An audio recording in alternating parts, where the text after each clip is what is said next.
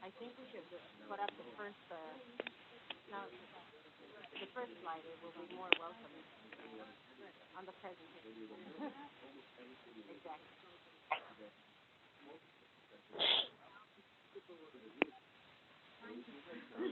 Challenging weeks, let me tell you that. That's why.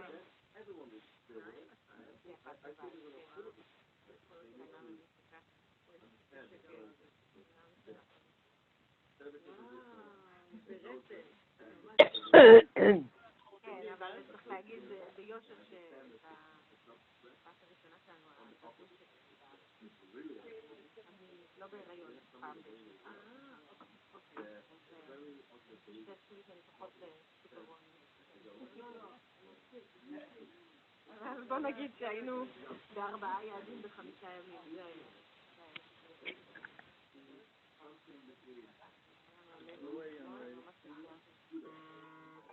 As always, I do that English on video, so I don't know what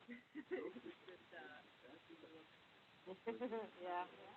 My belly wasn't present at the Zoom conference. Yeah, I figured legal issues with that.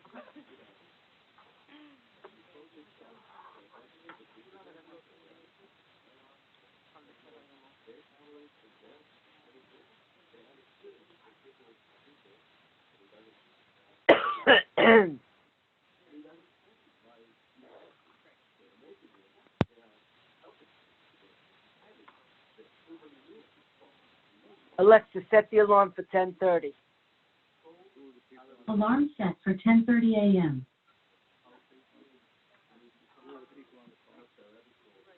When you're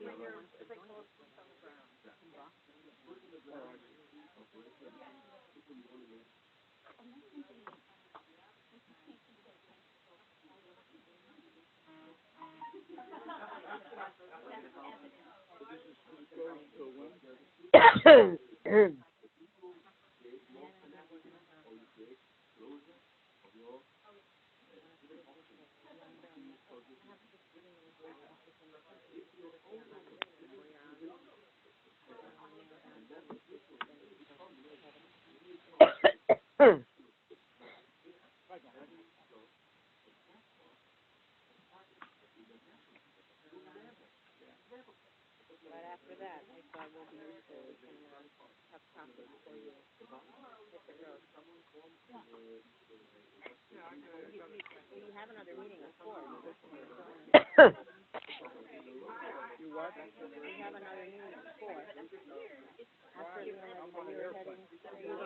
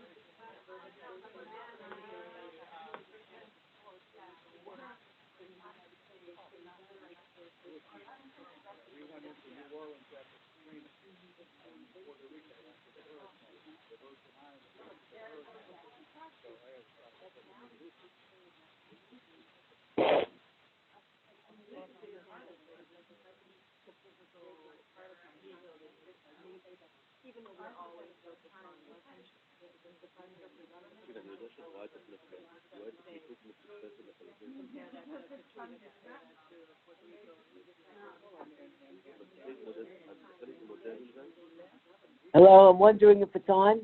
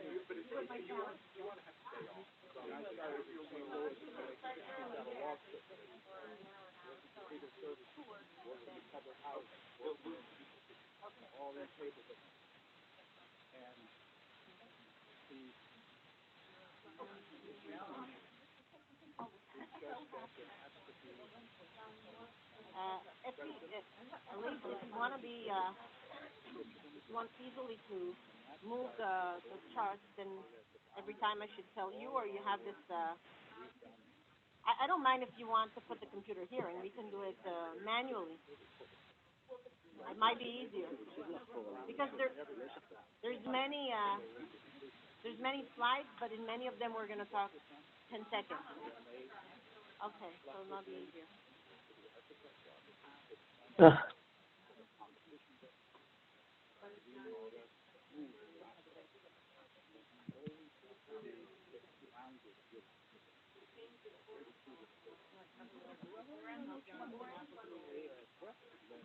I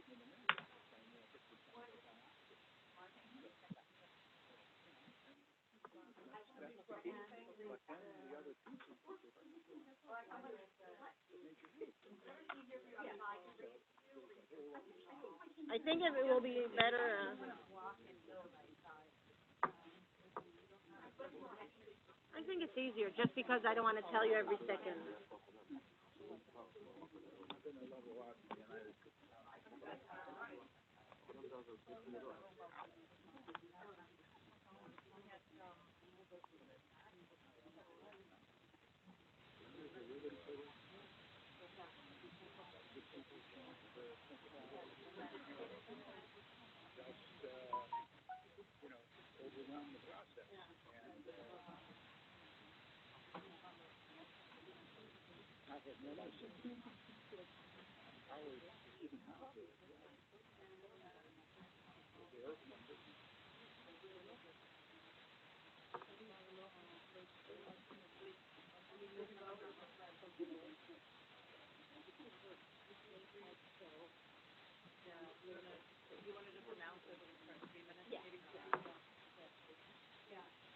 Everybody and folks on the phone and Zoom, we're going to start in just a couple minutes. Just wanted to give you a heads up about that.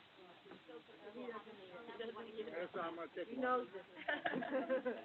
He did his homework.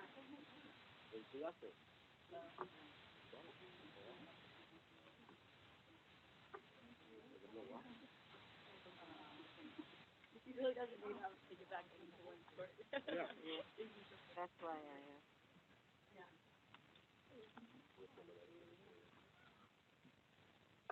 You saw where I was telling you the misspelling was? Sorry? Did you see where the misspelling was when you corrected? Yeah, show it to me again. Oh, here, yeah. No, damn it. I didn't want you to think I didn't read what you sent. Well, then you give me homework. Oh, yeah. No, now I know the end. So, I was concerned about Ron yesterday. So we're losing. Huh? So we're losing.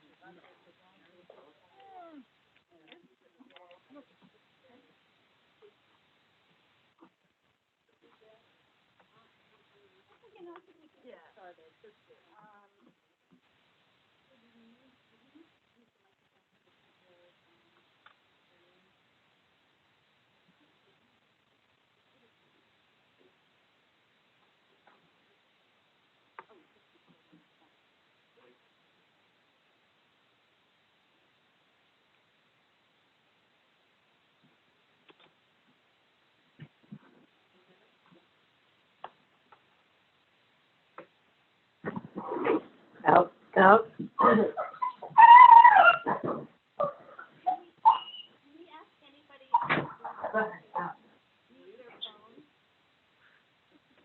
Until we get to questions and answers, and of course I'm you. Okay. Thank you, everybody. On behalf of UJA Federation, as well as the other co-sponsors of today's program, the Interagency Task Force on Israeli Arab Issues and the Jewish Funders Network, I want to welcome you to what promises to be a very rich presentation and discussion focused on community development and urban renewal in Israel's mixed cities. Please welcome our panelists, Avital Blonder, founder and CEO of Jindas, Ben Mayos, CEO, Laud Economic Corporation, and Richard D. Barron, co-founder and chairman, McCormick Barron Salazar. My name is Joan Berger, and I'm a member of one of several grant-making committees focused on UJA's work in Israel, the Marginalized Populations in Israel Committee. I'm joined here today by several other committee members. Last year, our committee began exploring what funding role we could play outside of leveraging 922 funding to promote economic development on the municipal level in Israel's periphery. We ultimately decided to support planning grants for municipality-based revenue-generating models that we hope will be replicable in other municipalities if proven successful. One of the three grantees selected was Jindas, which is now in the midst of its planning process for an urban revitalization project in another municipality, Migdal HaEmek. In addition to hearing out the potential for the Lod Urban Renewal Project to promote economic development, we are also excited to learn about the implications for fostering shared society implications. I'm now going to turn it over to Liron Shoham, the Executive Director of the Interagency Task Force on Israeli-Arab Issues, to help frame today's program. Thank you so much, and thank you everyone for coming. Thank you for our speakers for traveling.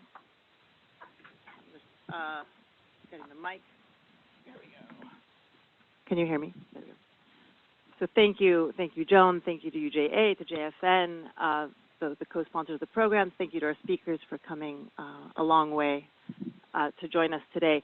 Joan, thank you for that framing. I think that covered just about everything. I'm going to take a step back and say the task force, we educate, we're an educational organization for the American Jewish community about issues related to Arab citizens and Jewish-Arab relations in Israel. These are inherently complex issues that often the American Jewish community doesn't have access to, bringing and making part of their education about Israel because of access to information and insights and a sense of how to speak about the many issues that this raises in Israel and their complexity. So over the last 13 years, we've been providing resources and programming opportunities, often focused on closing social and economic gaps, enhancing shared society, and delving into the various aspects like education and employment that are crucial for Israel's ongoing strength and future. Today's subject is an intersection of just about every one of the major issues we've spoken about over the last 13 years. Arab citizens are nearly 21% of the population. They are by far the most economically disadvantaged population in Israel, and closing economic gaps is key. Jewish-Arab relations, many surveys have shown that even though on an individual basis, Jews and Arabs can get along just fine and have warm neighborly relations, when it comes to access to resources, opportunities, decision-making circles in the country, and representation, there are many, many tensions. Around this, we have heard about the housing crisis and the affordable housing crisis in Israel. This affects Jewish and Arab communities differently. So I want to step back and just say this is a presentation that talks about mixed cities. Most Arab citizens live in, when we think about the economic disparities, we think about the weak Arab municipalities that are mostly in the north and the south of Israel. Mixed cities are where 10% of Israel's Arab citizens live, and they face their own unique challenges. They're also an area where there's enormous opportunity because of the proximity and the fact that Jews and Arabs live under the same municipality. Avital, Richard, and Ben will add enormous amount of rich detail to how the model that they're developing connects closing economic gaps, creating social cohesion, and looking at mixed cities, which are often not included in all the major government efforts towards social and economic growth, using them as a leverage point to improve these efforts. Thank you very much. Okay, so I'm going to start, and then Ben will add comments and a little more examples and elaborations along the way, and then we're going to hand it into to Richard to give his U.S. perspective, and of course his enormous contribution to this process. We would never be able to do what we're doing without his tremendous efforts and success done in the States. I want to start by thanking you. Okay. Oh, you break it out. Recording. Okay. Can you hear me? Okay. Better now, yes. Okay. So I want to start by thanking you for hosting us, all three different organizations, which are tremendous partners in the efforts of trying to bring social cohesion in Israel, both in the field of Jewish Arabs, but not only and as well in issues of social mobility for low-income communities. And I think this project is in many ways a junction for the most burning issues that you will see in Israel. And I would start by just saying that, of course, we are oriented now to the project of Lod, but I will try to give a few explanations about how crucial this success story needs to be so that we can definitely leverage it and replicate it and scale it to many other places, first and foremost other mixed cities, but not only. And one of the reasons for that is that up until a few years ago, you could really frame only specific cities that are mixed cities in Israel. Now, what we're trying to see that in what you would call regular cities that used to be only Jews, gradually we see Arab families moving in there.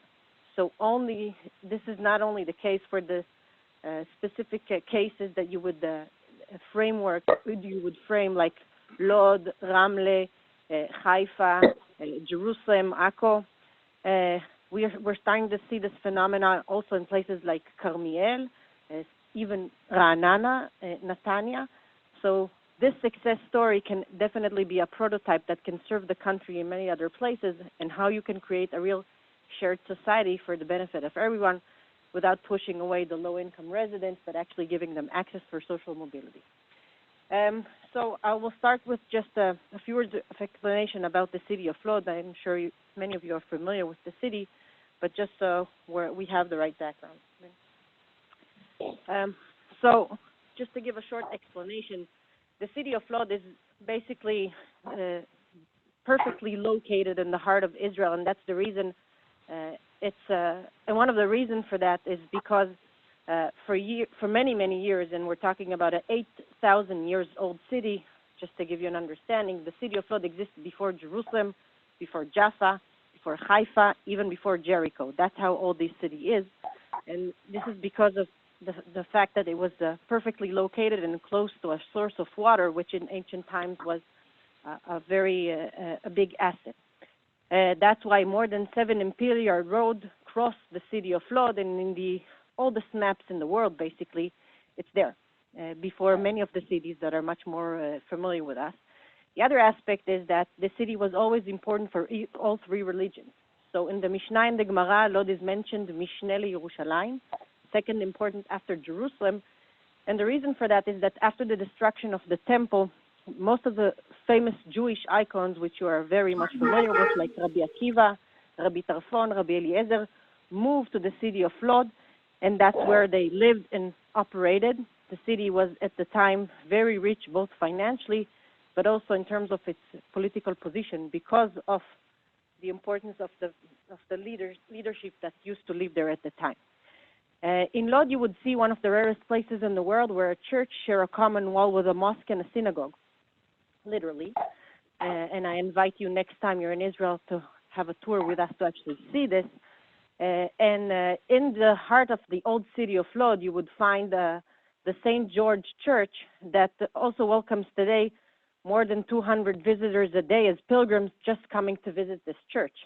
They just don't spend time in Lod, but the potential exists, especially if you take into consideration the fact that it's 5 minutes away from the airport, 15 minutes away from Tel Aviv, 30 minutes away from Jerusalem. So it is prime location. It has all the DNA to be a very successful place. The city's demography is quite phenomenal. We're talking about a mixed city between Jews and Arabs, but the diversity is not only between the Jewish and the Arab population. We're talking about 78,000 residents, but only on the Jewish side, not to mention the mix between the Arabs and the Jews. We have Jews that came from 105 countries in the world. That's how diverse this city is. We see this as a terrific asset of the city. Wherever you have a lot of different kind of cultures, if you leverage it in the right way, it creates a phenomenal mosaic of different kind of cultures, but it needs to be managed. And if it's not managed, it becomes a hazard.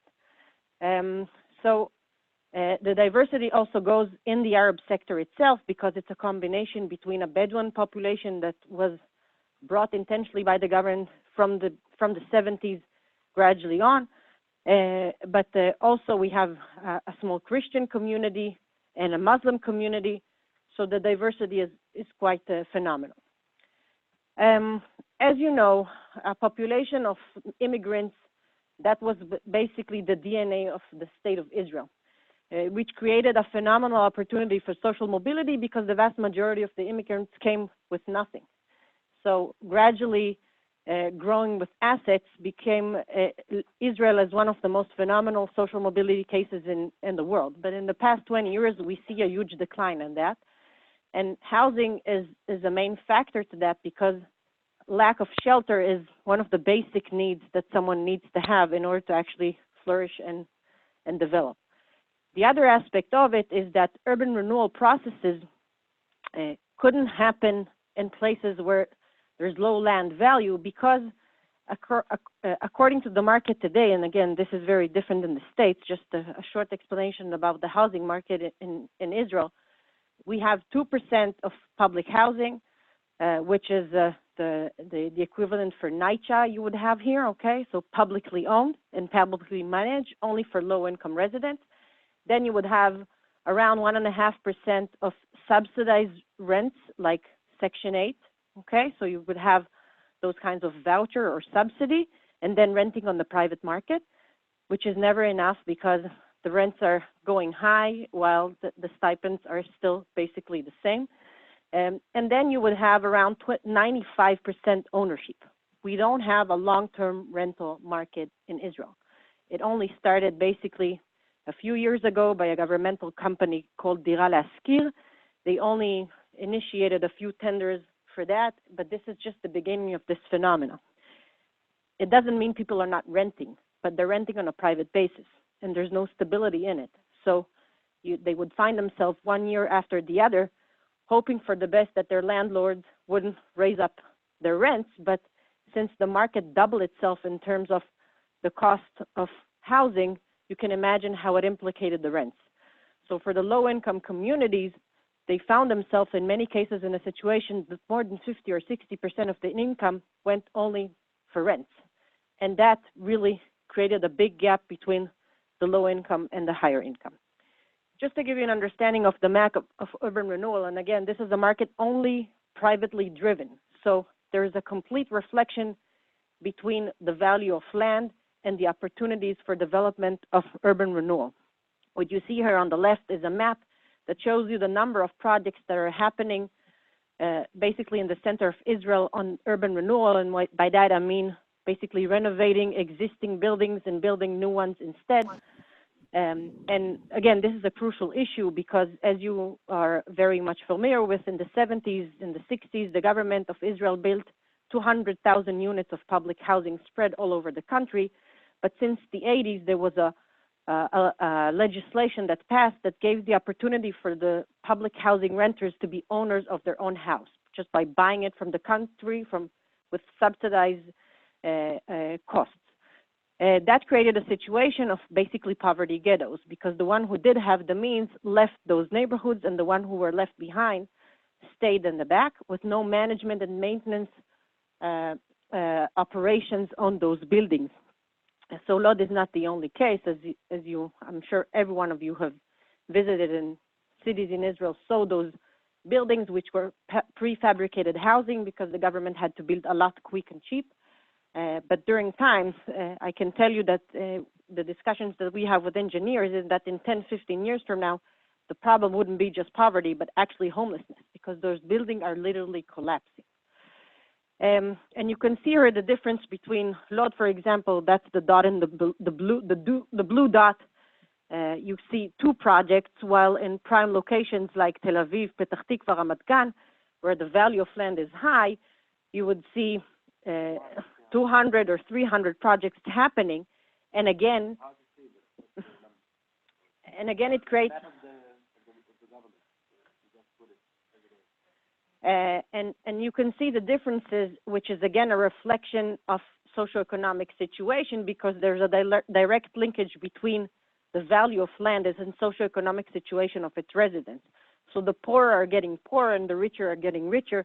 And again, you're not seeing all of Israel, but if you could see the map of all Israel here, you would see almost nothing in the Negev or in the Galil. Again, a reflection of low land value, but also a reflection of low socioeconomic situation of their residents. What we're trying to apply, and this is a very important key, and I always mention this because when we're talking to U.S. people and we're trying to get them understand that what we're doing is innovative, they look at me And they said, what's innovative about it? We've been doing it the past 30 or 40 years.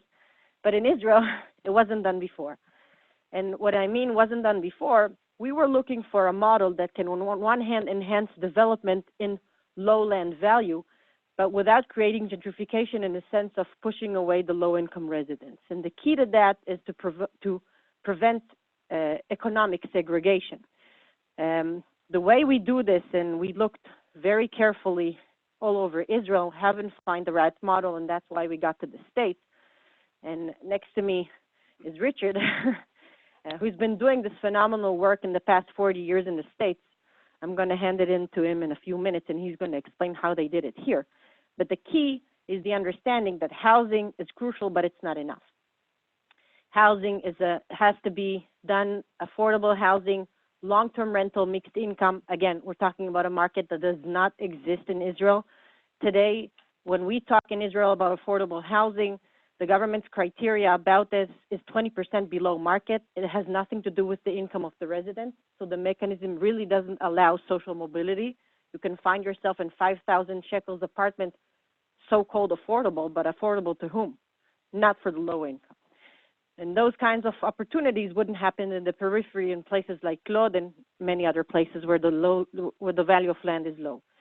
So the kind of services we need to provide is housing, but it has to come with a different variety of solutions that really provide basically two engines. One of them is social mobility for the low-income residents, and the other is a real magnet for medium and high-income families to start considering moving into those areas, which otherwise would never happen.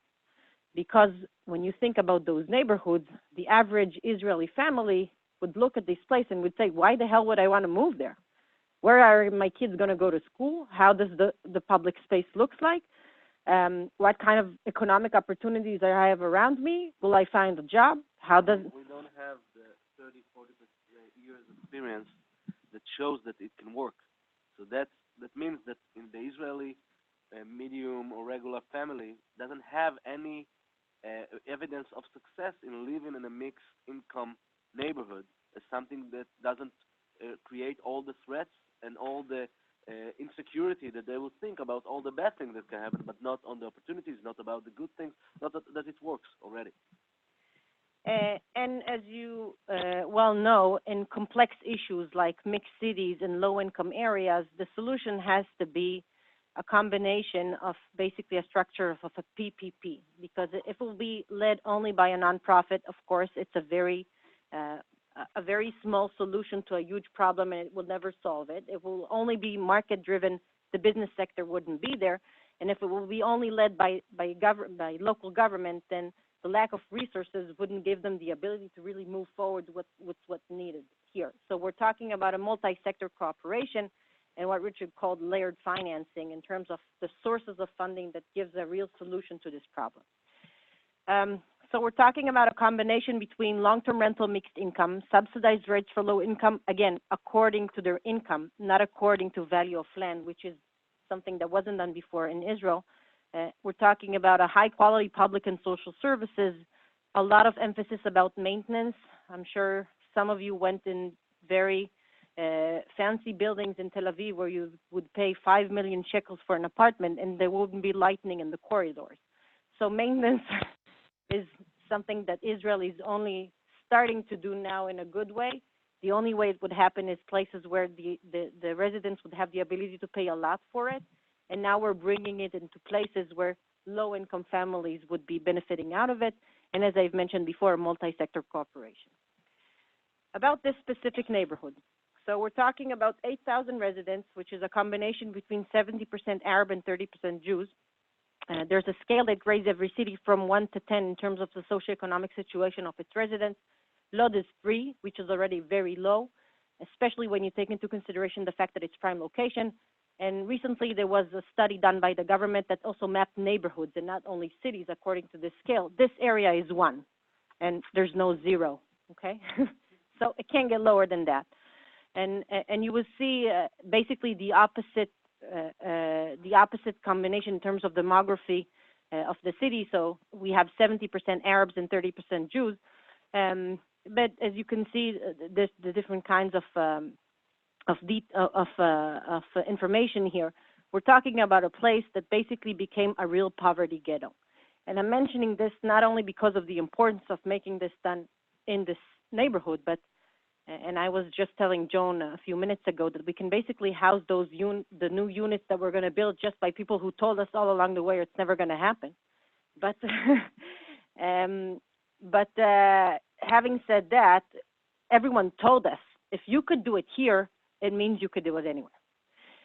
The project component is a combination between affordable housing and different kind of services that are going to be provided to the needs of the community, and again, are reflections of the current community, but also the newcomers. So that's one of the big challenges. We're trying to bring the market into a place that would never naturally happen.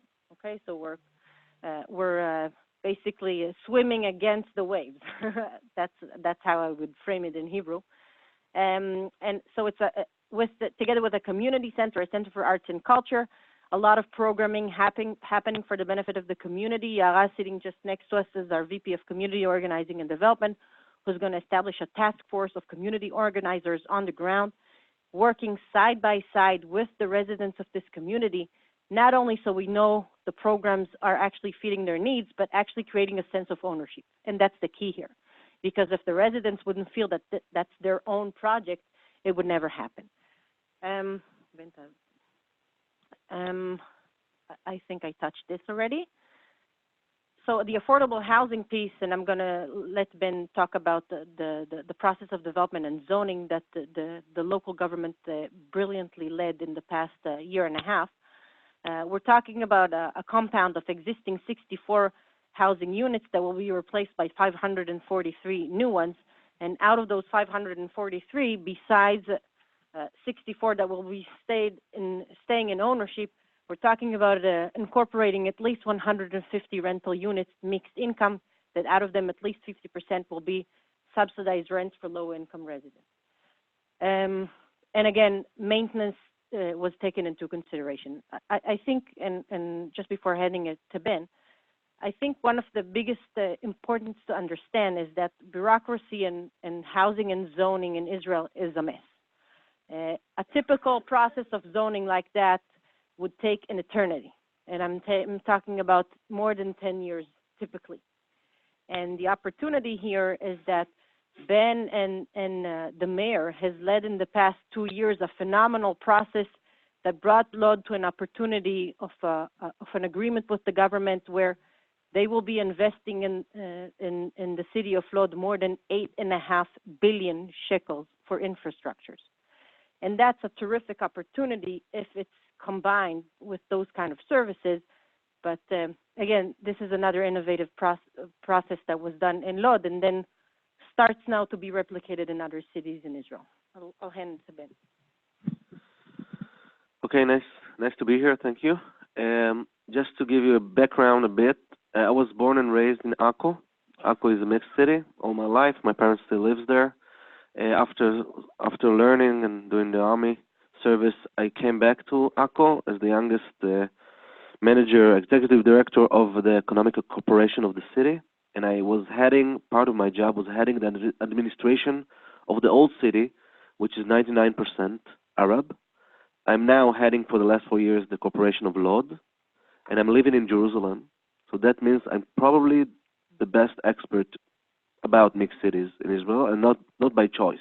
Okay, just to focus, because I think that's the main issue.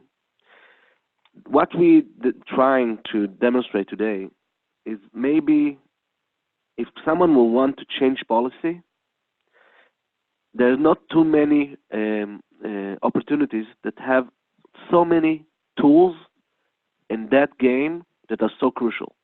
And what are the tools? Avital told you about a strategic agreement with the government, which is a huge tool.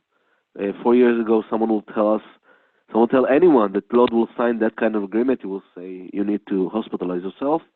To have a zoning process in Israel that takes 15 months. That's what you're seeing now, was approved from the beginning till the end, 15 months. Never, ever happened in Israel. And that's not because we did it rushly, because we did it correctly and we had and planning institute that was willing to do it in that time, which creates certainty, which creates validity, which creates all the things that we understand that not only developers want, but the population wants. When you come to a population and tell them, I want to tell you about a program we are doing, and they're asking you, okay, what's the timetable? That will take about 8 years. They come out of the room. They say, you're crazy. What are you talking to us today? It's not relevant to our lives. And because of that tool, we have all the additional values. Another tool, which is also crucial, is the fact that it's a mixed city. In a time that living in a mixed neighborhood is not as it was before. Today, it's an option. It's not an option for everyone. I'm not romantic, but it's an option. A few years ago, it wasn't an option. I'm telling you as someone that was responsible for selling more than 2,500 units in Akko.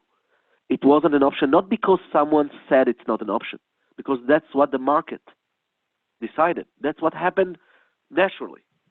And in Lod, in that compound, it's not an option, because the people that live there, the 64 families, majority of them are Arabs. They will get a new apartment. That's part of the urban renewal process. They're getting back a new apartment with no cost, and they're going to live there. Because they're going to live there, it's a mixed neighborhood. So if it's already a mixed neighborhood, so let's do it a mixed neighborhood. Let's market this neighborhood to mixed population for all kinds. And amazingly enough, one more tool is having Azorim. Azorim is the second largest company in Israel. Let's say I'll talk to you about this program a year ago, and I will tell you all our intentions, all our good thoughts. You will tell me, okay, who's the developer that will do it? Bring us the developer. We want to see him. We won't believe if we won't see him. If I tell you it's one of the best, you'll tell me, show me. So now it's the second best in Israel, which means it's a developer that knows what he's doing. He's liquid enough. He has a very large scale of risk management, and he's not an idiot, which is nice. So that means he's committed to something that will happen, because that's the way they work.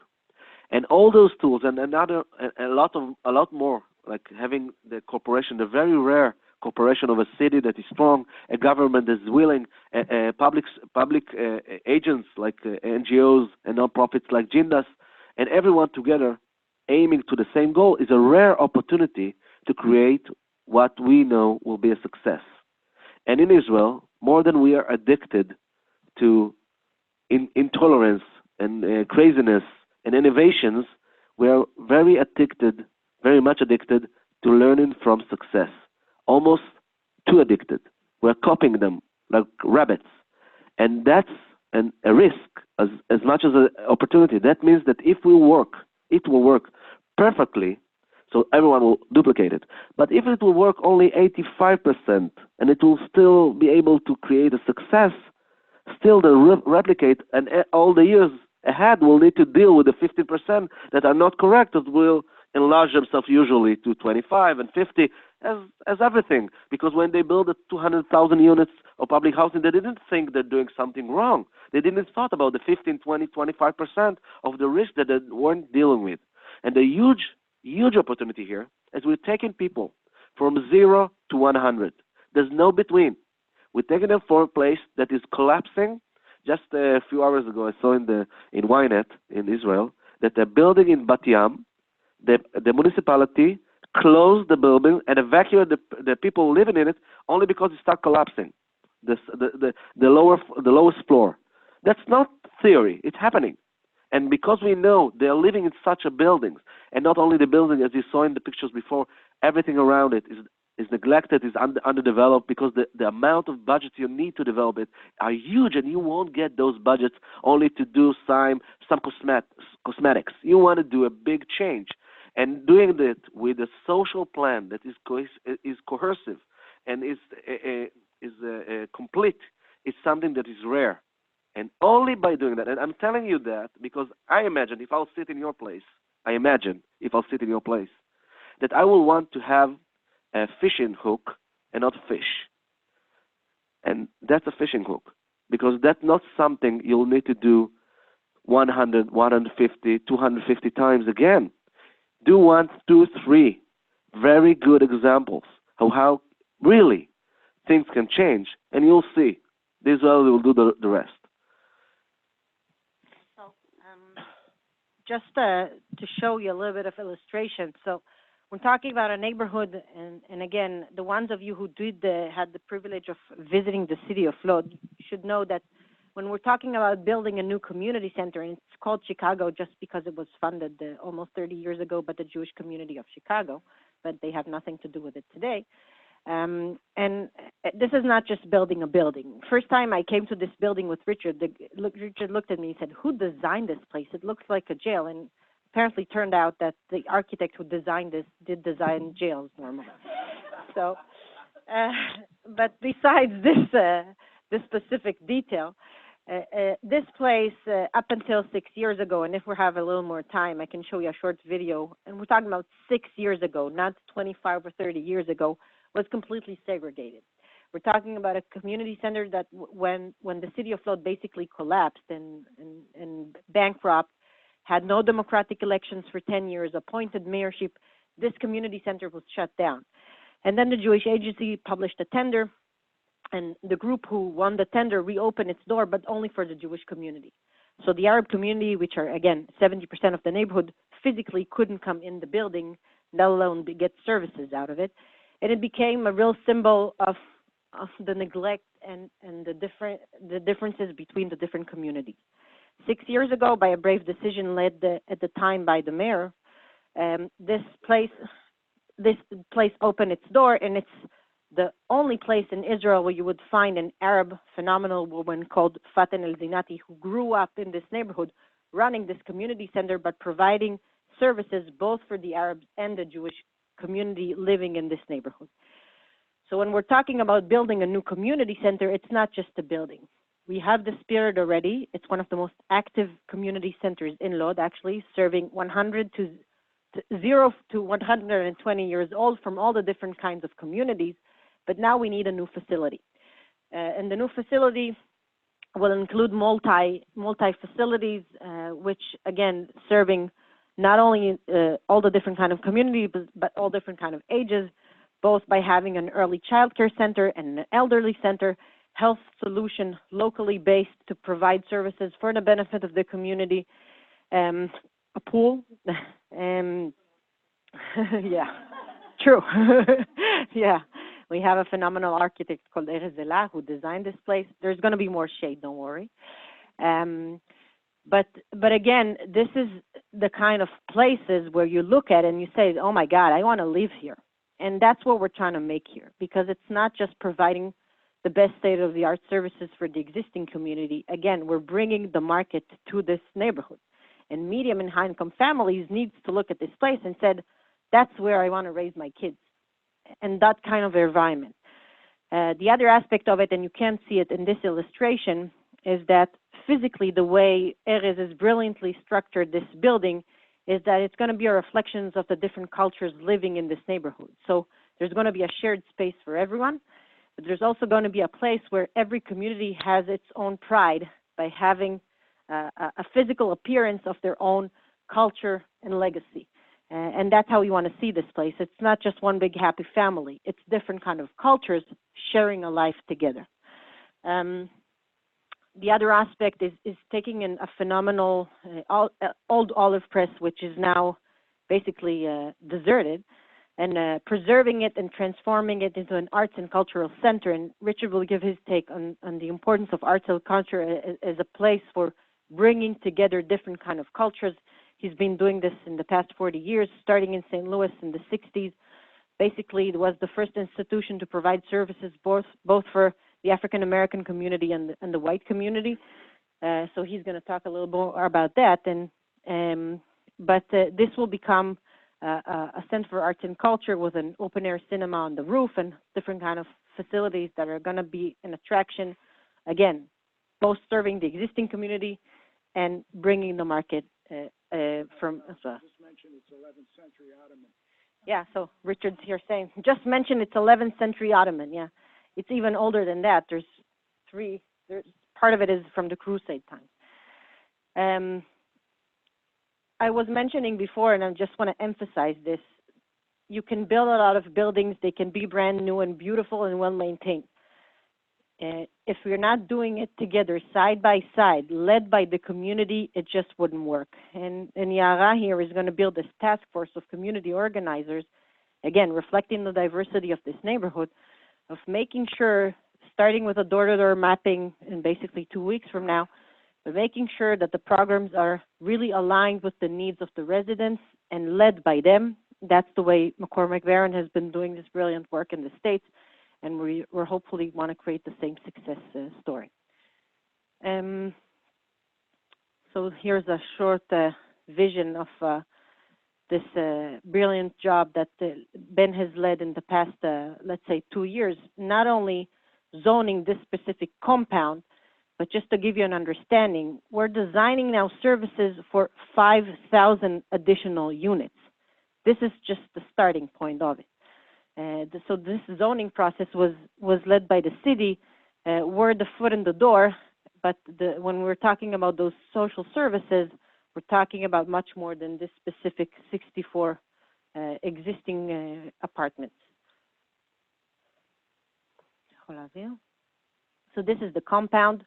You can see in the northwest part of it, not only the community center on the left, but also the 64 existing building that will gradually be transformed into 543. And we have the privilege of first building on vacant land, so people won't need to move twice. Every building is 16 residents, and those are the homes that we will evacuate. You'll see how. This is the plan, the zoning plan already approved. This is the scale, and then we started with building 3 new buildings on vacant land, which allows us not to displace anyone at least to its final apartment, which is huge financially and socially. It's huge. And then now, exactly, you see, the 3 buildings are displacing themselves into those 3 new ones. We're building the 3rd building, and then the last building is being evacuated, and then new roads, new streets, the rest of the community. I didn't say it before, but this is part of a bigger strategy that Avital was talking about the 5,000, and that's part of a huge strategy of the city, 22,000 new units and 15,000 new units in urban renewal, and 2.7 million square meters of offices, commerce, hotels, and so on. And having that strategy is why we got the agreement we got, because we knew what we needed. But the goal of everything was urban renewal, because eventually, what do you want? You want not only to build the new ones, you want to change the life of your old neighborhoods, to change everything there, and that's something we achieved. The city, who knows zoning in Israel, the city is already having approved plans or going to be approved in this year of 70% of the city land. No, it's not the land. Maybe the land sounds like a property. It's not the city's property. City area, exactly. So that's something never happened in Israel in 2 years. We've done it because we understood we need to have a very clear strategy, and we need to implement it in a short time to create trust with everyone. The urban renewal is usually not state land, because the owners are the owners of those apartments. The state allows us to replan that area, knowing that we'll take one condo and multiple it, let's say, in 5 or 4 or 6, depends on the value of the land, to create economics that work, numbers that work. And by having, fortunately enough, Israel was planned very, very undanced. Because of that, we are not just building high-rises and that's it. We have different houses here, 4 floors, 6 floors, 10 floors, and 25. So the different diversity allows us to have people move to wherever fits them, and to still have quality of planning, quality of implementation, and have the numbers work. Because without the numbers work, we won't have developers. And we are helping developers by doing things that maybe in other places they don't have certainty of. For example, outside this area, every cost that a developer will have to carry out in every other city In Lod, no, because we understood that's a risk you can't take. We understood we need to gap, to compensate the gap that usually a developer will take into consideration in Tel Aviv because the risk is high, but the benefits is high. In Lod, the benefit is lower, so we need to make sure the risk is much, much lower. And we decrease the risk in 95%. We zone it in 15 months. We are obligated, and we are telling it every developer, we are obligated to give you permits in 3 to 6 months. Depends on you. You want to change the plan? 6 months. You don't want to change the plan? 3 months. Okay? You don't pay for anything outside your neighborhood. And inside your neighborhood is the rate. That's what you're going to pay. Everything is in a financial, very professional report. Take it. They usually look at us like that. You did all that work, so we don't need to do anything. And we tell them, no, just come, bring the debt that you know how to bring, the banks, the share, whatever you need to bring money in, and do the project. That's it. We'll move mountains for you. And that's the way we decrease the risk, and that's why it works. It goes again to what I told you before. Lod is an opportunity. It's an opportunity for so many things, but it's an opportunity to make non-believers believers, because they don't know all the things I told you. They will know the result. In the result, if that place will be, as you saw in the demonstration, their jaw will drop, and they will say, how can we do it more? And because we know to tell them how to do it more, then they replicate it. And that's it. That's what we're trying to say. That's the final plan.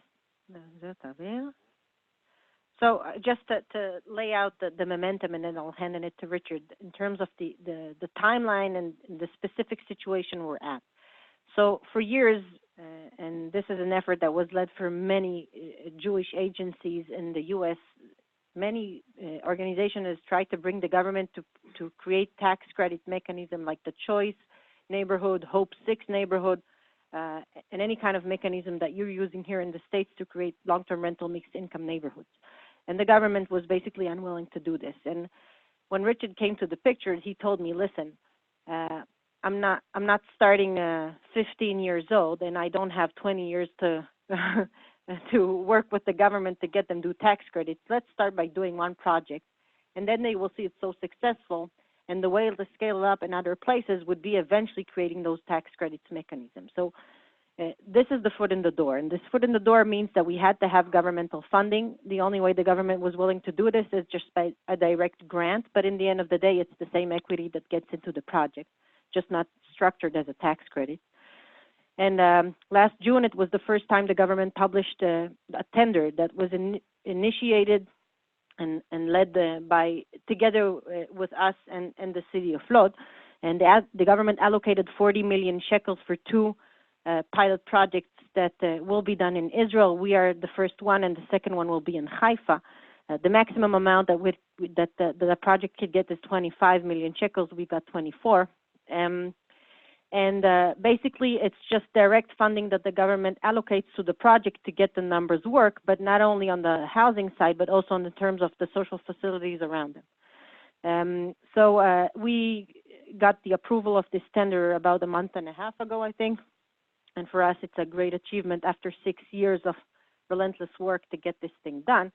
But we're very hopeful that the second and the third time wouldn't take just as much time as the first one.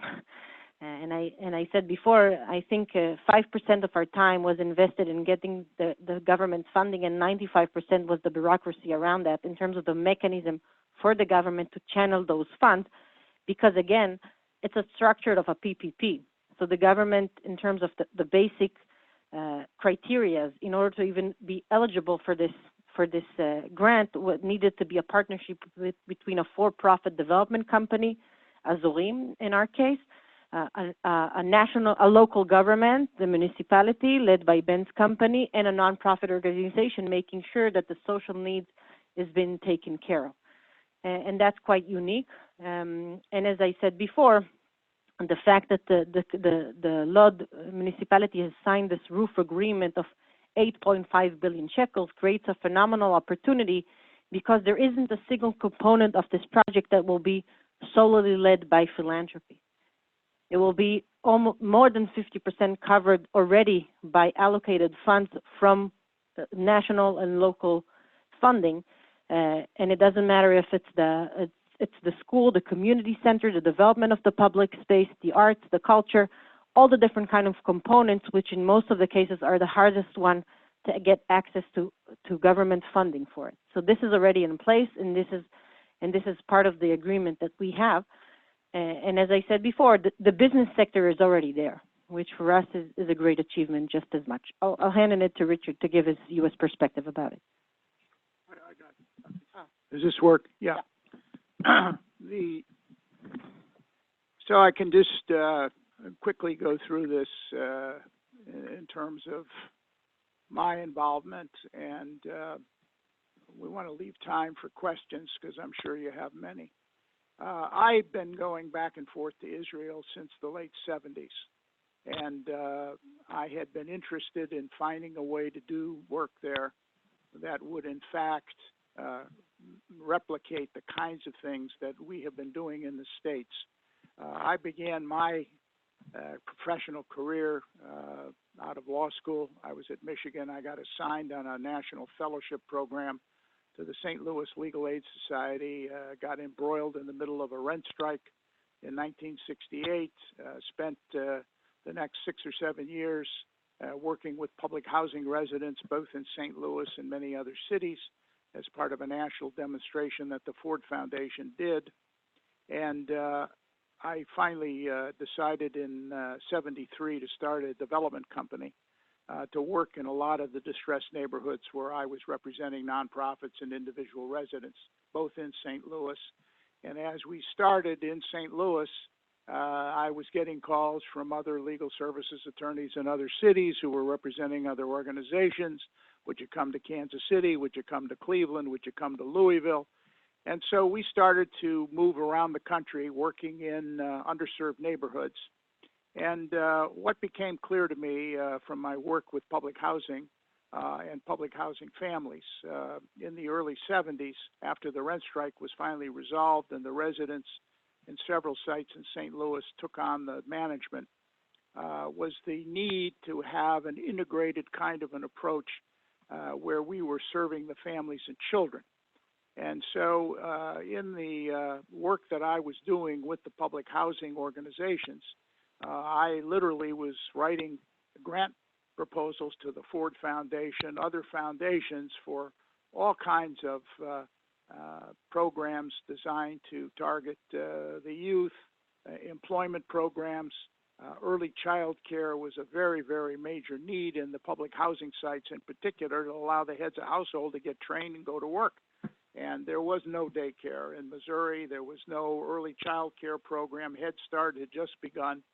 And actually, we did the first early child care centers in Missouri in the public housing sites that I was working in, and was supported through Susan Beresford, who became the president of the Ford Foundation. She was just starting out as a program officer, and the Ford Foundation funded the early child care centers in these tenant-managed sites.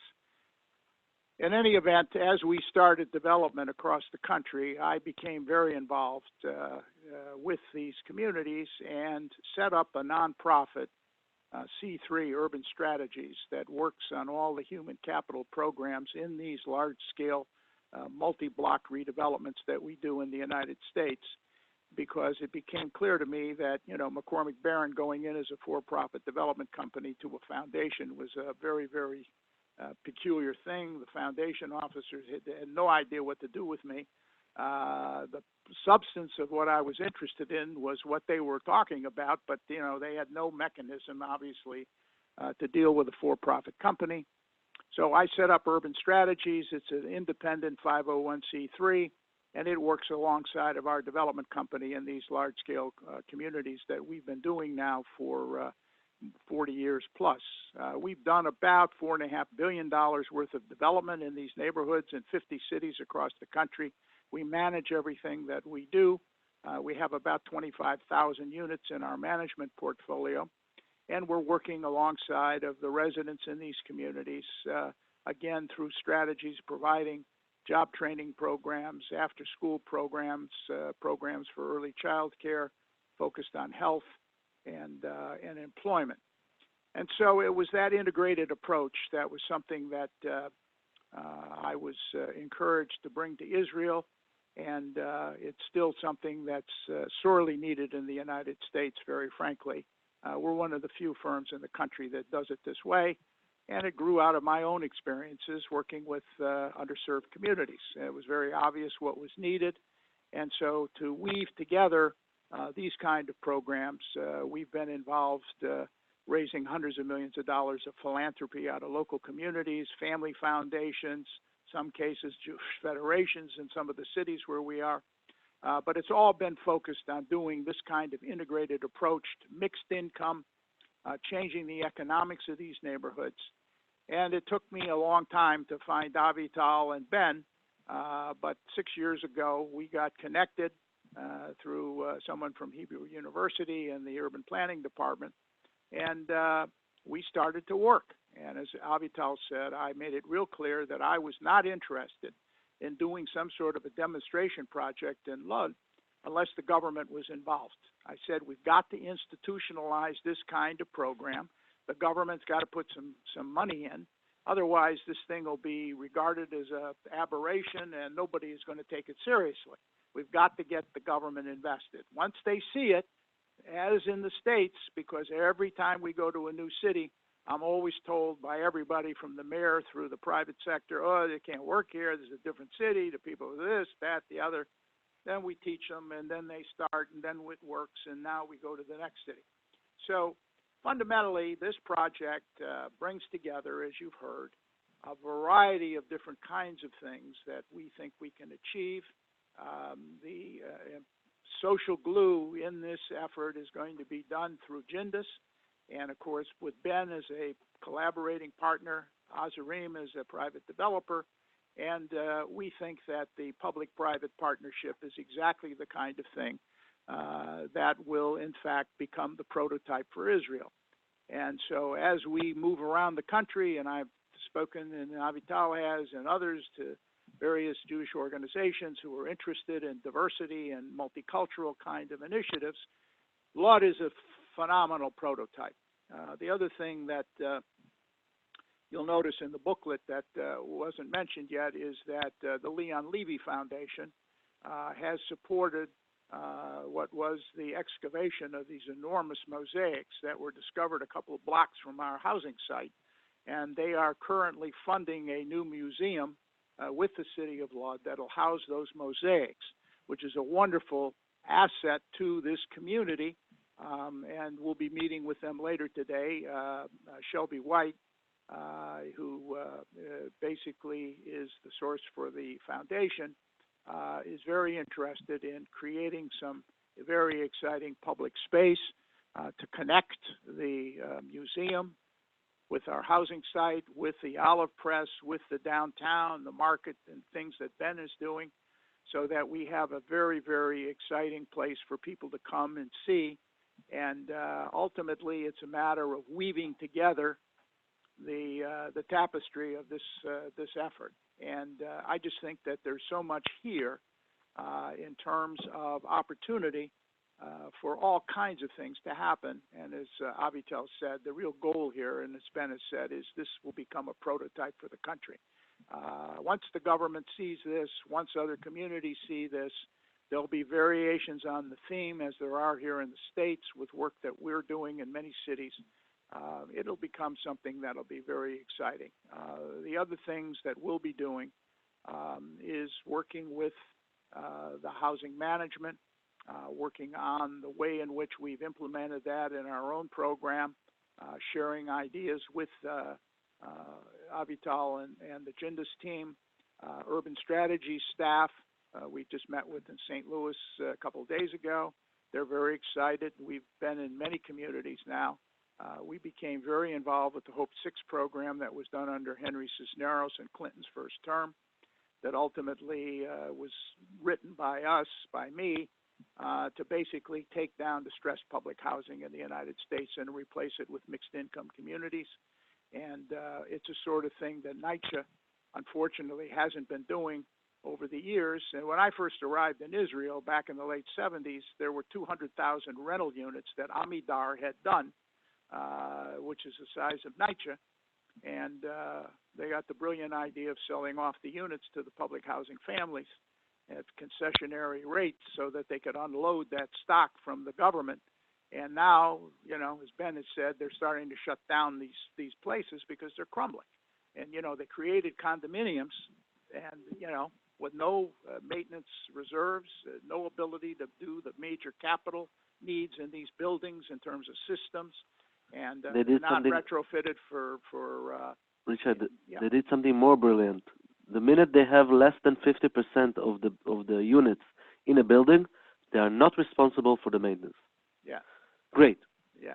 So that's what they did. They just unloaded it. And, you know, this was very, very much talked about in the States when Reagan was president.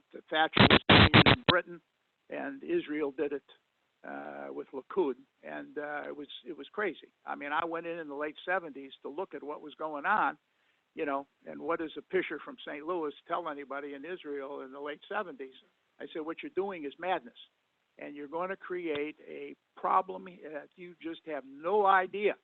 This thing is going to be like a tsunami that's going to hit you in about 20 years because there's no program for ongoing maintenance. And it's going to be devastating. Anyway, that's why I'm here. I'm a friend of this project. I'm going to be working along with it and do what I can to make sure this happens. And for me, it's really the kind of thing that I was hoping to do 25 years ago, and now we've got this great opportunity. It's never too late. With all these young people.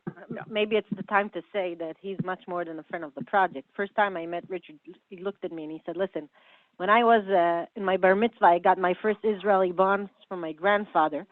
And he told me, I'm giving this to you. You promised me that one day you'll do something in Israel. So a month and a half ago, when the tender was approved, I called him and I told him in the middle of the night, woke him up and told him, you've done it. You fulfilled your promise to your grandpa. But I can literally say that without having this source of inspiration and dedication and persistence, and really is, Richard is the spirit of this project in so many ways. So we really wouldn't be able to do this. We were just spending 2 days in St. Louis, and I was telling the St. Louis Federation that they can now know that their very big legacy from St. Louis is making Aliyah to Israel. So that's in many ways what we're trying to do. Thank you. I know there are a ton of questions. I'm going to just sneak something that I want you to weave into answers, if you don't mind. You have so much experience community developing projects like this in the U.S.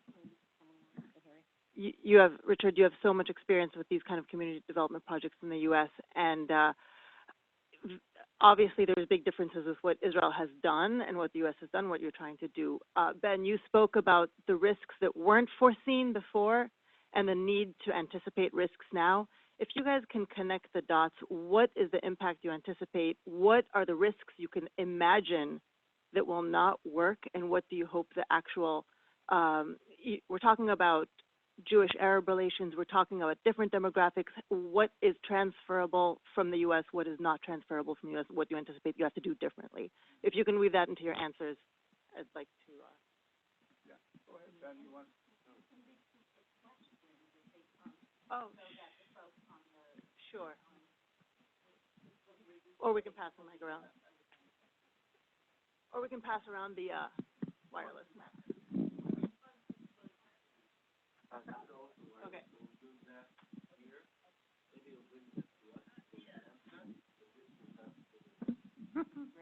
That's why he got the zoning done in 15 months. So I've got a question. I'll start off with the point that's been mentioned a couple times. Avital, you mentioned it first, and that is the importance of high-quality maintenance. And I would think that in addition to having reserves and such, there's also got to be a culture of maintenance. I mean, Richard, you could tell us about the projects in St. Louis back in the 60s and early 70s, and it was a death trap. It was bad. So how do you, is that what comes with the buy-in in from the community? How do you address that? Okay, so I'll address the social aspect of it, and Ben can elaborate a little more about the economics of it, because it needs a combination of both. We understood from the beginning, as I said before, that it's one thing to build a building, it's a whole different issue to build a culture of maintenance and a sense of ownership. The key to that, and this is again something that we're taking from urban strategies, is that the staff that needs to work on the ground is not only making sure that things are fixed when they're being broken, but the sense of ownership and the sense of pride that the local community needs to have is a key issue. And that's why even before we're going to start construction, we're going to have house committees. We're going to talk about the culture of living side by side, different kind of cultures in the same buildings, and we're going to talk about the importance of maintenance. And Richard was mentioning yesterday that the highest rates of vandalism is in youth who are bored in those neighborhoods. That's what usually happens. And one of the things Ben started now, together with our efforts, is engage the youth to be the team of organizers for the community who are going to take care of maintenance as a summer job, for example. The reason we're doing this is not that we're lacking jobs, not that now we're lacking employees, is that the only way you can create this kind of culture of living in a different place is by making sure this is part of an educational process that's working with the kids, with the youth, and with the families. And once you wake up in the morning, and I can tell you that the first project I've done in this neighborhood, and I wasn't mentioning this, but this is important to know, I came to Lod 8 years ago and established a community of young adults in the city. That's how I got involved. And the first project I've done in this neighborhood is collecting garbage with kids twice a week. That's what I did. And I noticed time and time again that the garbage is being collected, but every time there's more and more and more and more of it. And the reason for that is that when people feel that they're being disrespected, they disrespect back. And when you respect people and you bring in a high standard of market by providing state-of-the-art services for low-income communities, that's when things start to change. But it also has a lot to do with regulation. And I remember one of the first stories Richard told me, that he met a resident that had this crazy habit of creating this pile of garbage just in the entrance of the building. And you want to tell the story? Okay. Better coming from you. Yeah. Look, I think that the creating a culture of management and maintenance, particularly in Israel, where it is something that has never really been embedded, not just in low-income areas, but in high-income buildings.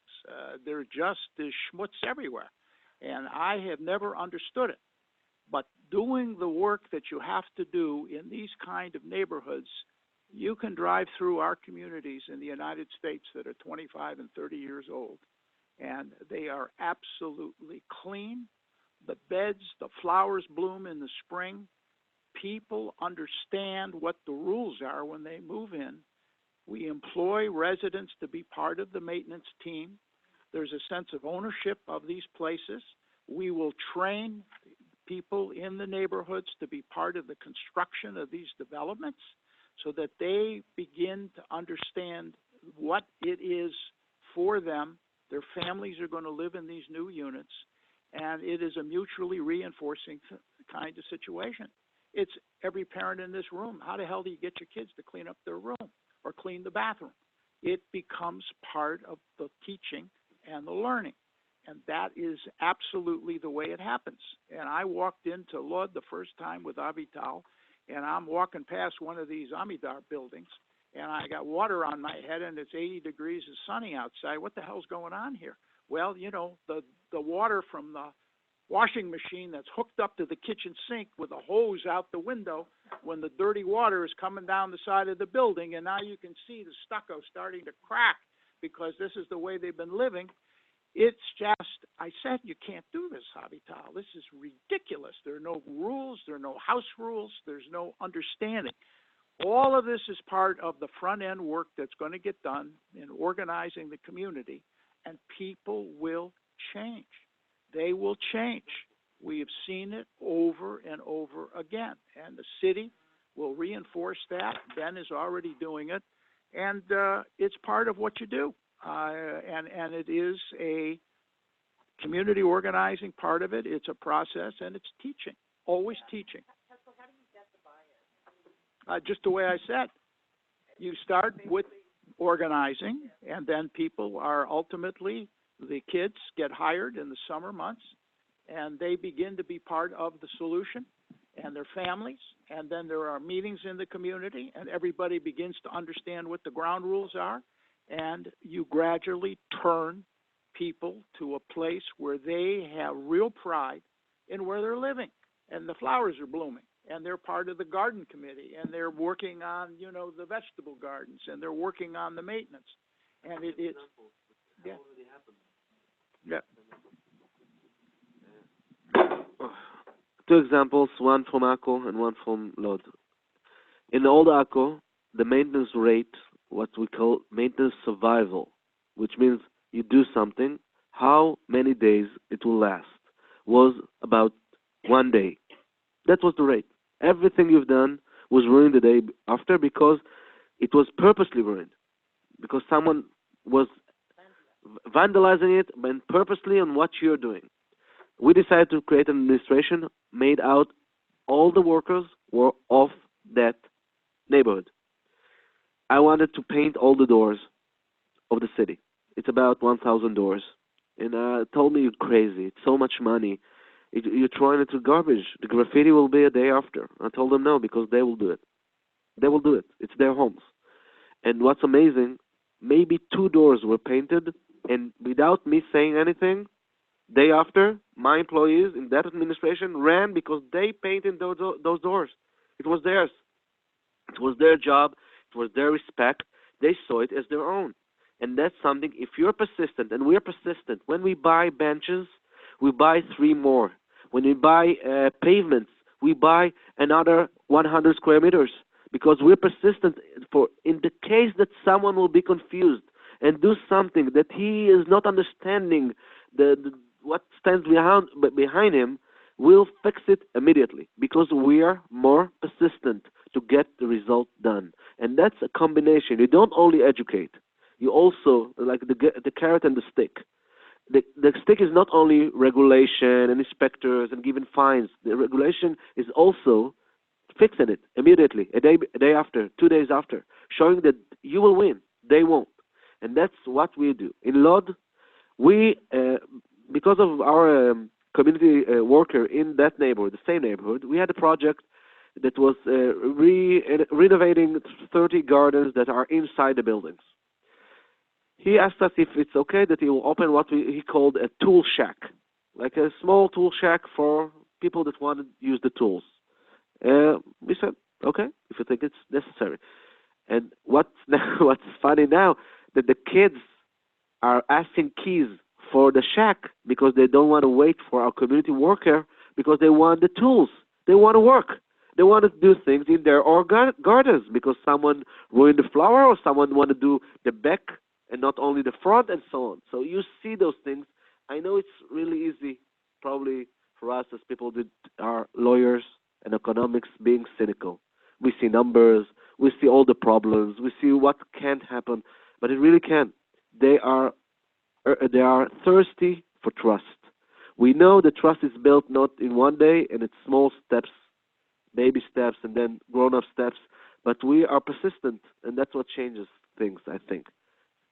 How does Lod go from a failing municipality to this perspective? I mean, I know it's a whole other presentation. Yeah, it takes an hour.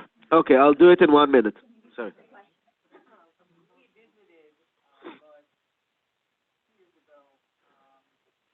Part of our mission, the Caring Commission, we came to Lod, and there was a Datil Yomi effort, a community that was invited into Lod to improve the community, and we heard all about Lod being a drug center and a lot of issues.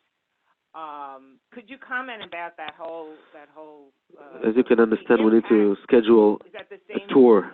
Is that the same area that we're talking about here? Because we were there, and we some of us were there and saw, met people from that.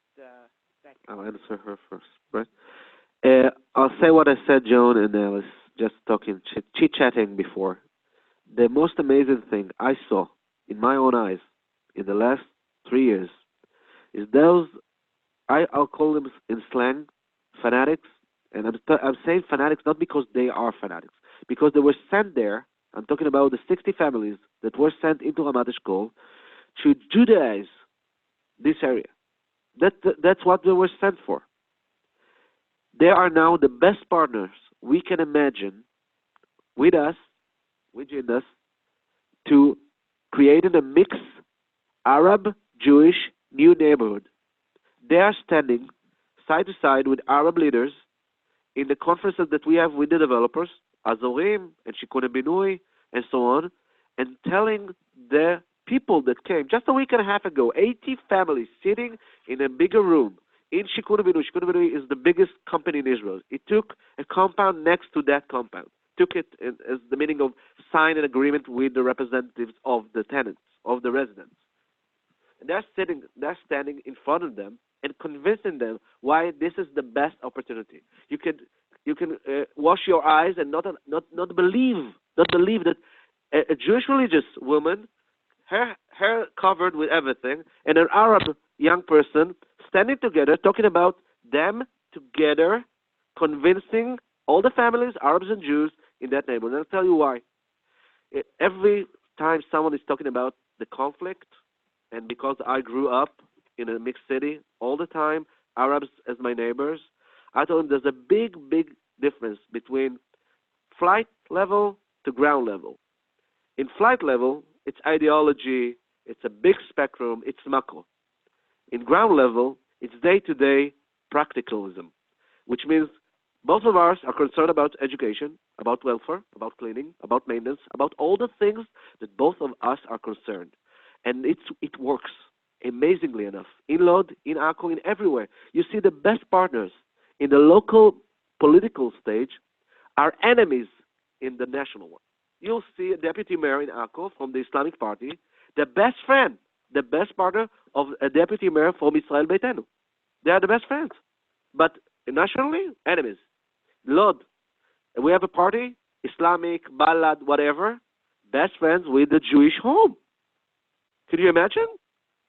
When it's national time, you see the swords are getting out and they're fighting. It's okay because that's political argument. But in the ground level, it's irrelevant, and that's what's amazing. That's the reason we believe in that. I must tell you another thing that makes me even a more believer.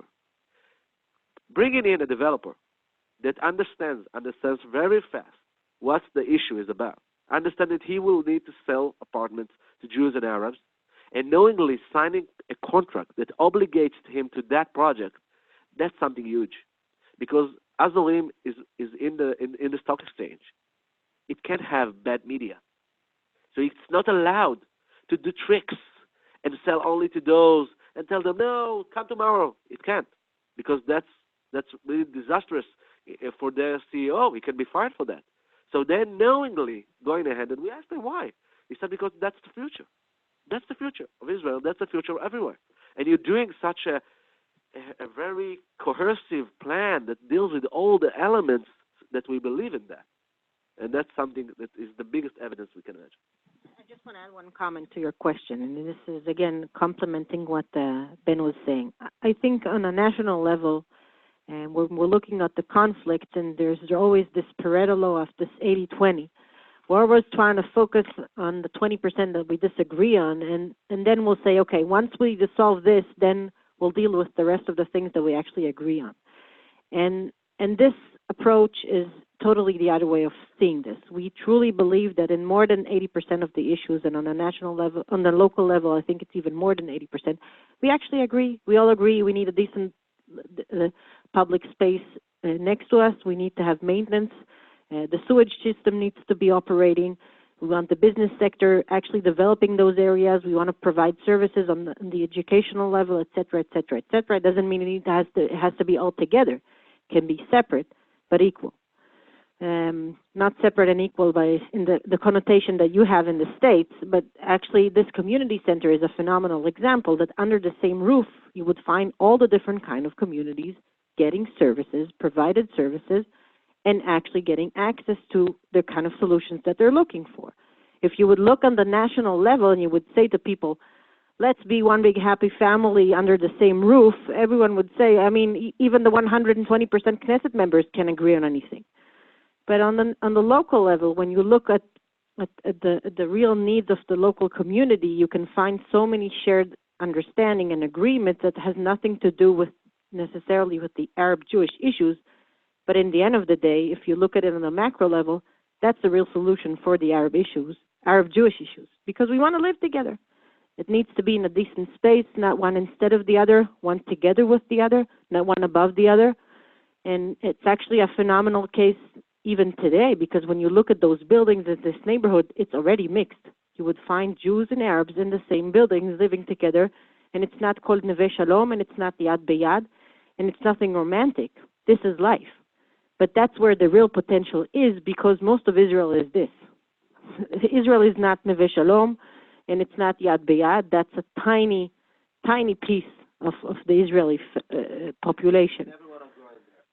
That's the next issue. And in Netanya, in Ra'anana, in Kfar Saba, in Givatayim, in Kiryat Bialik, in whatever place you imagine, there will be forever 100% Jewish. It's not. It's already 1, 2, 3, 4, 5%. Ra'anana 2%. Netanya 5%. Welcome to Israel. That's what's happening because people are immigrating from cities because it's optional, because they are more educated. They want a different life. So that's the next step, and we have the opportunity to show them it's not only fine, it's even better. And I have that for questions that I was asked about maintenance. I will distribute it to two. The private buildings, it's two components. The first component is regulation. We change regulation. Today, a developer can get a permit to build a building without a commitment to hire a maintenance company for the building for long term. He can. In the past, no problem. It's not our problem. Today, it's our problem. Okay? The second thing we've done, we obligated two things. The first thing, we obligated the maintenance company to do what we called, I think it's correct what I'll say, reduction foundation. What's reduction foundation? Maybe it's not the word you use. During time, buildings are aggregated. The value of the building and the maintenance is getting higher. Okay. What? Okay. Whatever. Those 2 or 5% depends where. 2%, let's say, that every year you're supposed to invest in the building in order to live it, maintain the pumps, the elevators, the very massive systems, not the cleaning. We are obligating them to put it aside. So take 5%, put it aside, not in your bank account, in ours, in the trustee bank account. It will be only for those things. It's now obligatory because we understand that high-rise in Israel is a new thing. They don't understand what's waiting for them in 15 to 20 years. Only one pump, 100,000 shekels, like this. And then what they will do? Everyone will pay. Not obviously.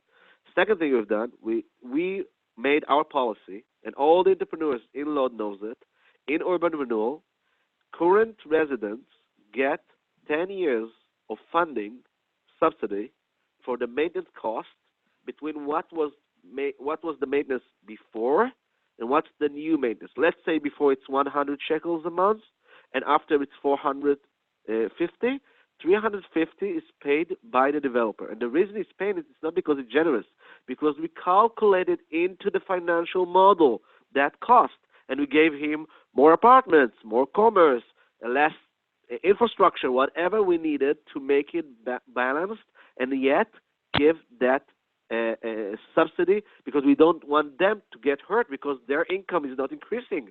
So I can tell them now pay more. Okay? So that's what we did about maintenance of private homes. About public. Part of our strategy, and I can't help myself because I'm an economist also, was doing a financial analysis of what will happen to the city's budget, to the city's resources. in Israel, building new homes is not a financial thing. Usually, it costs money more than it gives money in Israel because of the tax system. For the municipality. Yeah, for the municipality. I'm talking about the municipality. In opposite, commerce, hotels, and offices are very, very economical for the city. But housing, no. And because of that, we had to make sure at the same time we're doing 22,000 new units, 15,000 new urban renewal units, we'll have 2.7 million square meters of offices, commerce, and so on. And I'm talking about analysis that were based on demand and not based on theory or fantasy. And a lot is in the belly button of Israel, but no accessible means of getting to Lod, transportation, services, wherever, ever there. So it's no wonder we are only have the two largest banks in Israel. We should have 4. We have only 5 huge companies in Lod. We should have 20. But that's in contrary to what Lod was. So imagine what will happen when Lod is serving those entities, and now we have administration for businesses. We have administration for the old city. We have everything working differently. And that connects to your question, Liron. Lod had, until 6 years ago, when the first new elected mayor was elected, the same mayor we have today, that on his behalf I'm here. He told me when I went, you probably talk much better English than I, but the soul, try to reflect my soul, and his soul, and frankly, is very a people's person, very much. And when he came, he changed something dramatically, because 10 years strict, there was an elected committee by the government, not by the people, which is disastrous. Appointed mayor. Yeah. Exactly, takes over, and that's disastrous. First of all, because they don't know what they're doing. But necessary depends. No, I must say that's an invitation to an argument. But because I'm Israeli, I can help myself. But let's leave it aside. That when he came back, when he was elected, he got one present. He got a ruined city. They cut off the water lines for watering the gardens, in order that if someone will operate them, they will still see the water shuttering out, so he closed it. That's how they worked. But they did one good thing: no debt, no loans. The city was clean. It was disastrous in a social aspect. The city hall was closed for 1 year. Closed. You can't get in. Okay? But when I came as economical development authority, and when the mayor came, we had the means to change things. We had to build from scratch. Everything was ruined. No trust, but we had the financial means to start. So if you're asking how the city will deal, it's 2 components. First of all, what happened, and now we have no debt, no loans still. We are 6th in Israel in the strength or financial strength of a municipality in Israel. 3, 4 last years in a row. But we had the second component is the strategy that we build with the financial analysis that combine between housing and employment and offices and commerce in a way that the investment per person in Lod will only increase. We are heading towards a number that is like even above Rishon, and we are going there.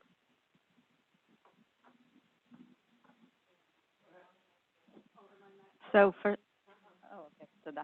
first of all, thank you very much. This is very inspiring, and kol hakavod. It's an amazing accomplishment, and I can't wait to see it on the ground. Well, in 12 months, right? So I have a lot of questions, but I'll take you back to the vision, and I think that this program could be implemented not just in mixed cities, but anywhere where low-income or mid-income families reside. But we are talking about a mixed cities. So what are the communal problems you foresee in such a program? and I saw some of the components that you described as the art center or the community center that will bridge some of it. Did you ever think of going beyond that to the issue of education and the public education system, which is separate by definition, but if you're dreaming big, maybe in a mixed community, some creative ideas could be created to those fundamental systems?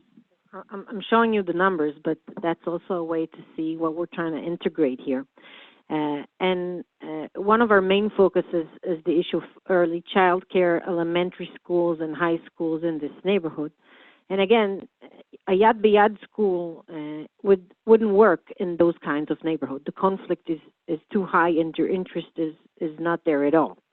But the key here is actually, first and foremost, providing the best state-of-the-art services for both communities and trying to create those facilities that can actually provide services for both. And this is a great challenge because, again, this thing was never done before in Israel. And that structure. You have Jewish schools, you have Arab schools, you have mixed schools in very, very unique cases, but you don't have places where you're trying to create shared facilities with two different types of schools serving different kinds of communities, but trying to bridge those issues. So as you're all familiar with, it's always easier in the after-school programming and the development of public space and arts and culture, which are more flexible and less delicate in those issues. But when it comes to education, in terms of the formal education part of it, that's the hardest part. So what we're trying to integrate here, and again, this is like learning by doing because we don't have this prototype done in Israel before, is trying to create those facilities, both physical, but in the essence of it, trying to create this, in some hours of the day, a mutual curriculum. So it will be separate schools, but trying to create those kinds of places where we can create those shared activities for both schools in places that everyone welcomes and feels comfortable with. And it's going to be learning by doing, one thing at a time. So it's always easier to teach English together rather than teaching history together, for example, which is obviously more conflictual. But everyone wants to have a brilliant math teacher and a perfect English teacher and a great lab for science and a great sports facilities. It's everyone's shared interest, going back to your question. And that's the key here. So what we're doing now this year is designing a 5-year plan for educational, both formal and informal, community and welfare for the residents. It's already led together with a partnership with the JDC and Rashi Foundation, who has joined us in this effort. And Yara is actually going to lead an effort with the residents of creating those kinds of neighborhood committees around those issues to design those services, but also bring best practices from Israel and abroad. And I don't think I mentioned this, but there's now a partnership that we've built with the WashU University in St. Louis, who are overseeing the database of Richard's phenomenal work with urban strategies in the States, and they're going to do the measurements and evaluation processes of our efforts in Israel. So they're also going to bring the best practices from Israel and abroad of what was successful in bridging communities through those kinds of efforts, with a main focus in education. We all know social mobility, in the end of the day, that's the key. It's not the only key, but it is the main issue. And again, this is something that we hope will be replicated in other places, and that's what brought the intention of Rashi, for example, who are focused on social mobility, and say, let's find a place where we can use this place as so-called a lab to create social mobility opportunities, not only in the mixed issue of Jews and Arabs, but just as bringing near the market in places where there's a concentration of low-income communities. I must say that already today, those the schools in Lod are having a lot of programs together, because they understand that you can't mix them day to day. That will learn about Hanukkah and that will learn about Eid al-Fitr. It's hard to learn the language. They want to keep their culture. They want something very fundamental, very safe. But having joint projects, the community gets it without problem, no objection. Religious, non-religious, happens all the time. Yeah, I was So more. just to answer your question, there's going to be a new elementary school as part of this newly built, but there's also going to be a mass investment in the existing schools in the neighborhood. And the elementary school will be for one community, or will it No, be a it will joint be facility? serving both communities, but in different the same- curriculum. So that's our But in hope. the same structure. That's our hope, So that's and but amazing. again, this is something that the municipality and the I local was community referring needs to to the digest. urban fabric more than the social mobility, in the sense that the community can come together once you have It's the easier shared. to design than to operate in the essence of it. But I yeah. didn't say it's Hey, easy. Avital, quick question on this. Are there other mixed schools like this where you have No. two curriculum in one school? No. So this is huge. That's why we're saying we're learning by doing, because this is something that was never tried in Israel. And I'm saying this with knowing that this is the biggest challenge in this process, okay? This is something that's very hard to digest. It's something that nobody has done before, but we truly believe that's the key for it, and we have the proof of concept in the community center. We hope to do it also in the elementary part of it. Which curriculum in the Jewish school is going to be religious or secular? Just curious. And if I answer one of them, you'll ask me another question, right? Will it be that way or that way? So I wouldn't say it's I wouldn't say it's the $1 million question, because there's much more than $1 million needed for that. But I think it's going to be probably what we hope to see is some kind of a mamlachti, that's for sure. Whether it's going to be secular or religious, we don't know yet.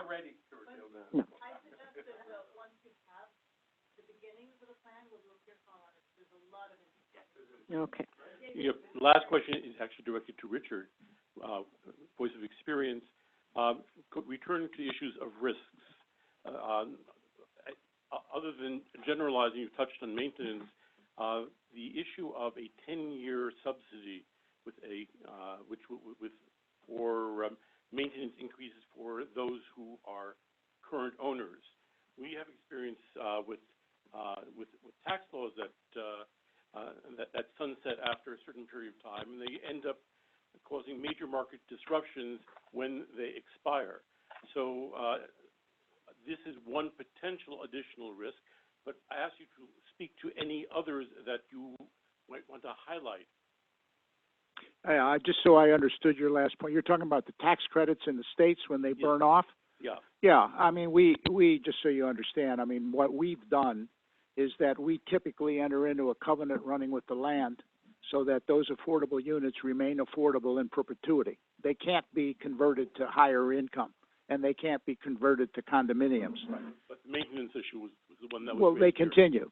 I think that it is only a question of the market for private developers coming into this area of Lud in terms of, are they going to be able to sell the units at the price points that they have pro forma'd, and are we going to get the rents on the market units that we hope to get in order to make this thing financially feasible? Our experience, you know, after 25,000 units in very distressed areas of Gary, Indiana, and East St. Louis, Illinois, I've been in all the garden spots in America, is that if you structure the financing in a way and you provide a product that is a market product for everybody, including the affordable units, and the environment in which you're building is changed in terms of landscaping, streetscape, street appeal, schools, other services, that there really isn't a risk. But most private developers won't drive in these areas, much less build in these areas. And, you know, very honestly, we are pretty much singular in the country in terms of working in these kind of areas. But what the others don't understand is everything we've been talking about this morning, because they're not interested. They're not going to spend the time working with the families and the kids and worrying about social programs and the like. So they basically walk away and go to the suburbs or go into high gentrifying areas. And, you know, it's the kind of things that happened in New York over and over again in terms of moving into the South Bronx or moving into other neighborhoods that were distressed 30 years ago, and now they're booming. Harlem. But very frankly, the New York experience is not one that's really been transported to medium-sized cities, and it's where we work more than in large cities, because it's a place where we can be able to enlist the support of all the folks. But those are the only risks, and we can mitigate those through financing. This Azarim company has done a very good job in Israel, and they're going to learn, and they'll come and we'll show them how we've done it here, and there's no reason why this can't work in Israel. It's just that nobody wanted to try, and very frankly, a lot of the bureaucracy in Israel has been really a problem, because there is still, I mean, as many times as I've appeared on programs in Israel talking about affordable housing, every time I talk about what we've just been discussing this morning, all the bureaucrats tell me it can't work here. It won't work here.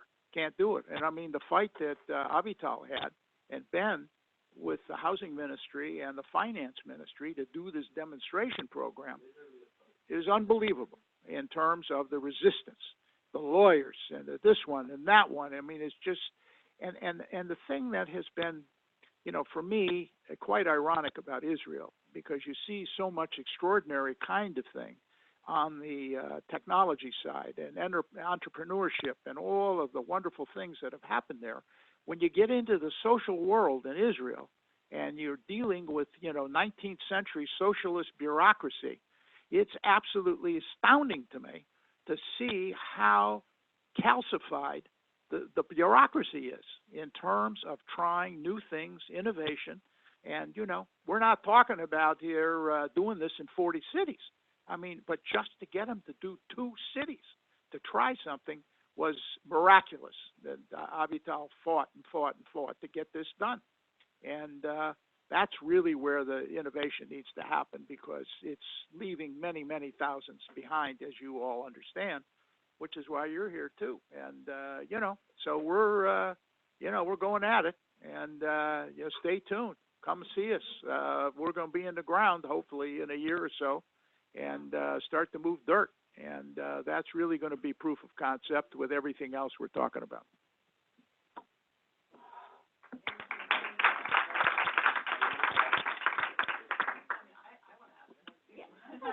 Let me just say, it's 10:30, for those of you that have to go, please feel free, for those of you who want to stay and continue to discuss, we have a couple more minutes. Yeah, I think someone might come in. For the one of you who wants the presentation, we have USB with the presentation on. It works like this. We understood it's not known here. It's a USB. You can put it in your wall. Okay, you can put it on. It has a lot of more space. You can use it.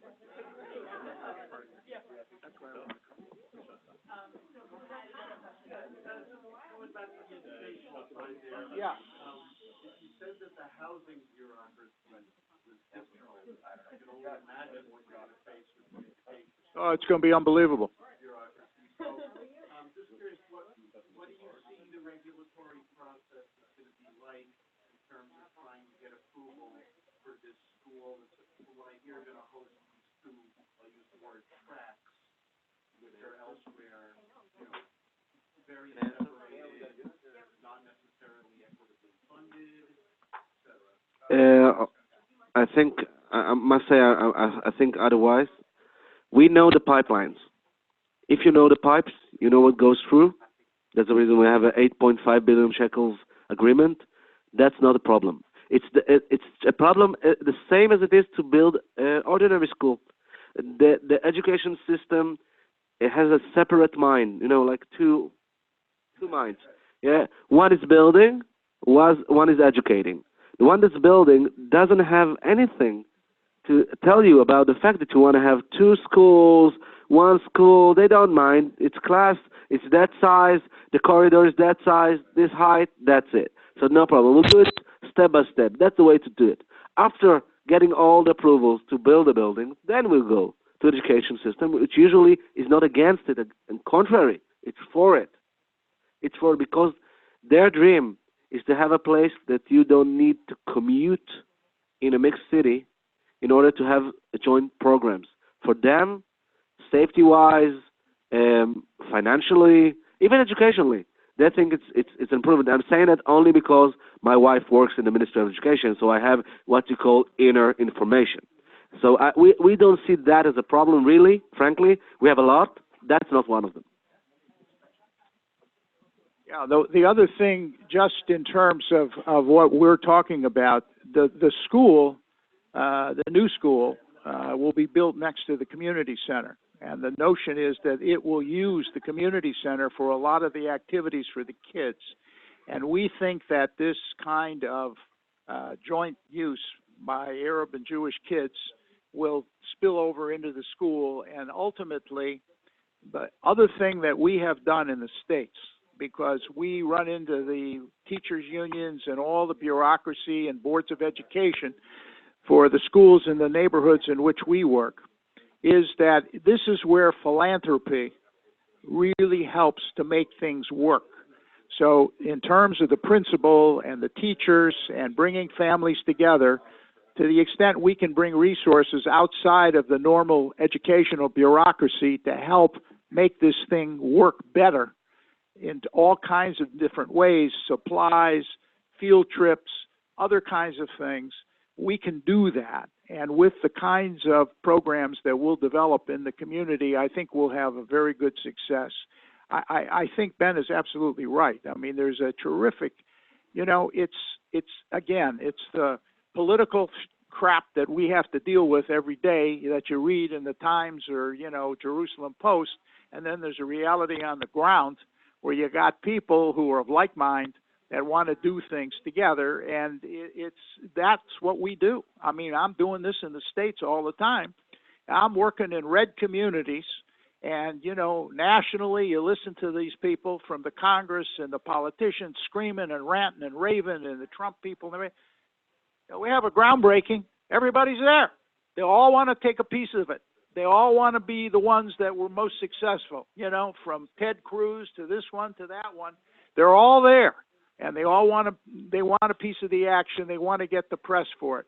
So, we keep our head down and we just keep doing this thing. I'm telling you that this thing will start to sort itself out.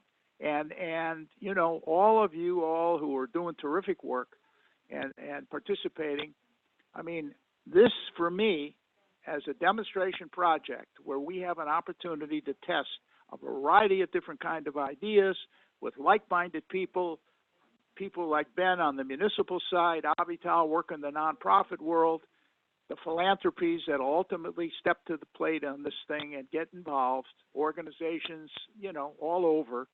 I think we got a real chance to do some really exciting work here. And, that first day I walked into Lud and I walked into this community center and I heard the history of this place, that there were no Arab kids allowed. What are you talking about? How can that be possible? And oh yeah, that's the way it went with the Chicago Federation. And I said, well, we're tearing it down. Don't worry about it. It's going to change. And in the meantime, Fountain took over, and the thing started to work anyway. And so now we have a wonderful way of getting this thing done, and ultimately changing the whole culture of this area and the folks that are living there. And some of the early conversations I had with members of the city council who were talking to me about the housing, and they said, well, who's going to live in those apartments? You talking about Arab kids? I said, of course. Couples? Sure. Why not? I said, whoever wants to rent, they'll come into the leasing office and they'll rent an apartment. You mean Jewish and Arab kids? Yeah, of course. Why not? They don't want to live there. He said, well, what if some Sephardic guy said to me, well, what if we don't want our kids living there? I said, so they won't live there. I'm going to have a waiting list, and don't you worry about it. Your kids want to go somewhere else. That's fine, but this is going to be lovely apartments, And, yeah, we start talking about the amenities and the swimming pool, the washers and dryers and the units they've never seen in Israel. I'm telling you, this will change the younger folks and the kids that were in the Rothschild demonstration for new housing. When we start to move on this kind of thing, this thing will catch fire in the country. Just like it did in the States, and with Cisneros and Clinton. And we started with the Hope 6 program, privatizing public housing, And, you know, at the end of the day, they did $6 billion worth of stuff across the United States, tearing down all these old public housing sites that had just, you know, reached the point of no return. Anyway, that's that.